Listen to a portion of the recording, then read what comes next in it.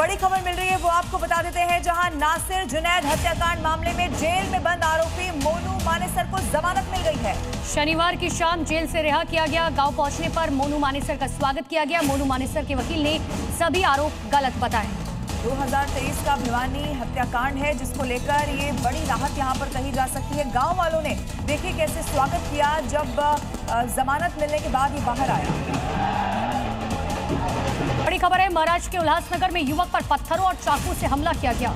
ये पूरी वारदात वहां लगी सीसीटीवी में रिकॉर्ड हो चुकी है। फिलहाल पुलिस ने केस दर्ज कर आरोपियों की तलाश शुरू कर दी है। तो बड़ी जानकारी आपको दे रहे, पत्थरों और चाकू से हमला किया गया। उल्लासनगर में देखिए शख्स पर किस तरीके से हमला किया गया। सीसीटीवी इसमें सबसे महत्वपूर्ण सबूत बना है।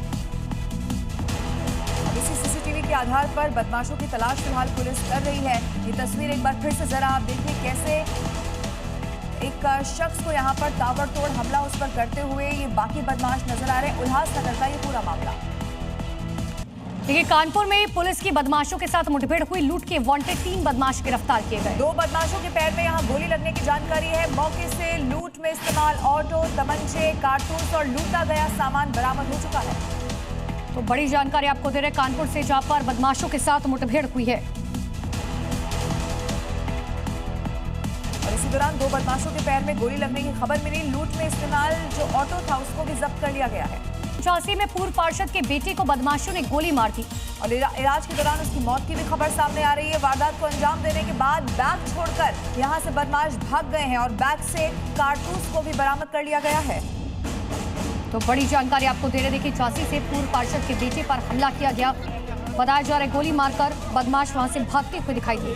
हालांकि अब इस पूरे मामले की जांच पड़ताल की जा रही है। बदमाश कौन है, क्या इसके पीछे मकसद रहा होगा, ये सब कुछ इस वक्त पता लगाने की कोशिश पुलिस कर रही है। उत्तर प्रदेश में विधानसभा चुनाव के लिए भारतीय जनता पार्टी ने अब पूरी तरह से कमर कस ली है। 2027 के विधानसभा चुनाव को देखते हुए सरकार और संगठन के बीच समन्वय की कवायद तेज होती जा रही है। सीएम योगी ने पहले ही गाजियाबाद और अब आगरा में संघ समन्वय बैठक में वो शामिल हुए,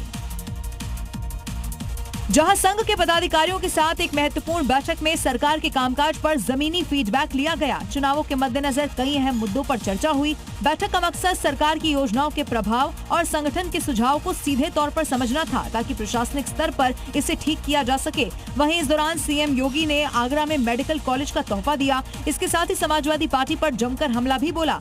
दरअसल बीजेपी 27 के विधानसभा चुनाव में कोई कसर छोड़ना नहीं चाहती और इसी के लिए जरूरी है कि जमीनी हकीकत से वाकिफ हुआ जाए। 2027 के चुनाव से पहले पश्चिमी यूपी को साधना बीजेपी के लिए काफी महत्वपूर्ण है।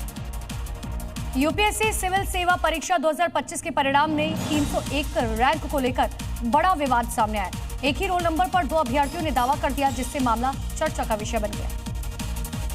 मामला यूपी के गाजीपुर और बिहार के आरा से जुड़ा बताया जा रहा है। गाजीपुर की डॉक्टर आकांक्षा सिंह का दावा है कि रोल नंबर 0856794 उनका ही है। उन्होंने दावा किया है कि उनके एडमिट कार्ड के बारकोड से ये साबित होता है कि ये रोल नंबर उन्हीं को जारी हुआ था। डॉक्टर आकांक्षा सिंह पेशे से गायनी डॉक्टर हैं और ये उनका दूसरा अटेम्प्ट था। उन्होंने बताया कि पहले प्रयास में भी वे मेंस परीक्षा पास कर चुकी थी। परिणाम आने के बाद परिवार में खुशी का माहौल था, लेकिन अब 2 दावों के चलते मामला विवाद में आ गया है। अब सबकी नजरें यूपीएससी के स्पष्टीकरण पर टिकी हैं। और अब आगे देखिए आज की 5 बड़ी खबरें।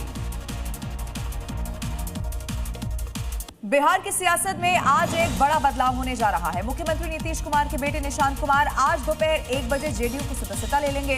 कार्यकारी अध्यक्ष संजय झा उन्हें पार्टी में शामिल कराने वाले हैं और इसी के बाद निशांत पहली बार मीडिया से रूबरू होंगे। अंतर्राष्ट्रीय महिला दिवस के अवसर पर राष्ट्रपति द्रौपदी मुर्मू आज दिल्ली के मानेकशॉ सेंटर से में लोगों को संबोधित करेंगी। सुबह 11:30 बजे इस राष्ट्रीय समारोह में महिला और बाल विकास मंत्री अन्नपूर्णा देवी भी मौजूद रहेंगी। आज 10 जनपद पर कांग्रेस पार्लियामेंट्री स्ट्रेटेजी ग्रुप की महत्वपूर्ण बैठक होने वाली है। ये बैठक 9 मार्च से शुरू होने वाले संसद के बजट सत्र के दूसरे चरण को लेकर की जाएगी, जिसमें पश्चिम एशिया संकट, महंगाई और बेरोजगारी जैसे मुद्दों पर सरकार को घेरने की एक बड़ी रणनीति को तैयार किया जाएगा। बिहार में नेतृत्व परिवर्तन के अटकलों के बीच आज अमित शाह और सम्राट चौधरी की पश्चिम बंगाल के बागडोगरा में बड़ी मुलाकात होगी। माना जा रहा है कि नीतीश कुमार के राज्यसभा जाने के बाद बीजेपी से अगले मुख्यमंत्री के नाम पर इस बैठक में अंतिम मोहर लग सकती है।